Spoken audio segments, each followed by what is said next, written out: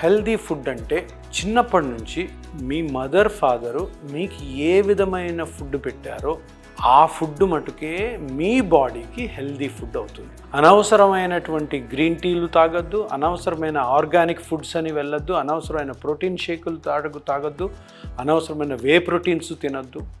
మీరు చిన్నప్పుడు బ్రేక్ఫాస్ట్ ఇడ్లీ, ఉప్మా, దోశ, పొంగలు, వడ అవే తినండి, కొంచెం మితంగా తినండి మీ వయసును బట్టి. లంచ్ రైస్ తింటే రైస్, చపాతీ తినేవాళ్ళు, పుల్కా తినేవాళ్ళు అదే ఆకుకూరలతోటి, నాన్ వెజ్ తినేవాళ్ళు కొంత నాన్ వెజ్ తిని, నైట్ కూడా మీ అలవాటైన ఫుడ్ను మటుకే తినండి తప్పితే ఈ అడ్వర్టైజ్మెంట్లు చూసి పక్కనోళ్ళు చెప్తున్నారని చెప్పి స్ప్రౌట్లు తినడము, పక్కనోళ్ళు చెప్తున్నారని చెప్పి ఇంటర్మిటెంట్ ఫాస్టింగ్ చేయడము, ఎవరో చెప్పారని చెప్పేసి కంప్లీట్ ఫాస్టింగ్లు ఉండడం, వీటి వల్ల మీరు సన్నగా అవుతారేమో కానీ మీ బాడీ మొత్తం కూడాను చెడిపోయి ఆ బాడీలో ఉన్న బ్యాలెన్స్ అంతా తప్పి మీరు అనవసరంగా కొత్త జబ్బులకి లోనవుతారు. ఎందుకంటే బాడీ అన్నది ఒక మెషిన్. మీ పెట్రోల్ బైక్ అయితే దాంట్లో డీజిల్ పోస్తే ఏమవుతుందో ఇటువంటి ఏవైతే నేను చెప్పాను కదా అనవసరమైనవి తినడం వల్ల మీ బాడీలో బ్యాలెన్స్ తప్పి ఆ పెట్రోల్ బండిలో డీజిల్ పోస్తే ఏ విధంగా అయితే ఆ పెట్రోల్ ఇంజిన్ చెడిపోతుందో